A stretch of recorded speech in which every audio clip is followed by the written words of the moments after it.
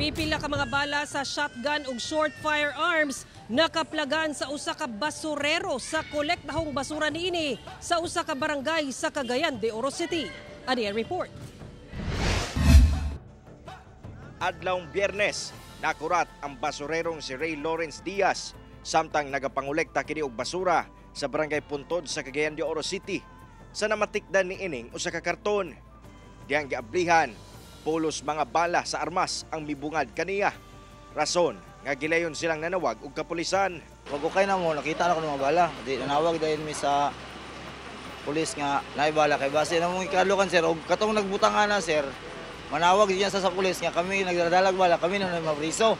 Unang nag-report mi daan. Pagresponde sa Police Station 5 Makabalan, uban ang Cagayan de Oro City Explosive Ordnance Disposal and K9 Unit, nasuta nga mga bala kini sa shotgun o short firearms. Sagad sa mga bala sa shotgun, gitaya na og dili na matud pa angay gamiton.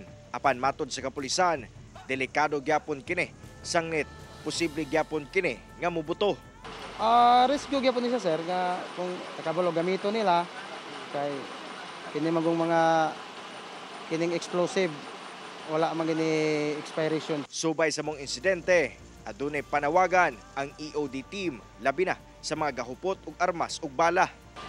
Para sa akong mga gun holder or mga responsible na naghawid og bala, kung in kaso mga naamoy mga bala nga kailangan ninyong i-dispose, so ayaw kamo pag dumili sa pagduol sa atong mga pinakaduol nga police station, sa atong mga local authority o dili, pwede mo diretso sa CDO-SICO sa Cagayan de Oro City Explosive Ordnance Disposal and K9 Unit. Kauban si Makoy Sempron sa kamera.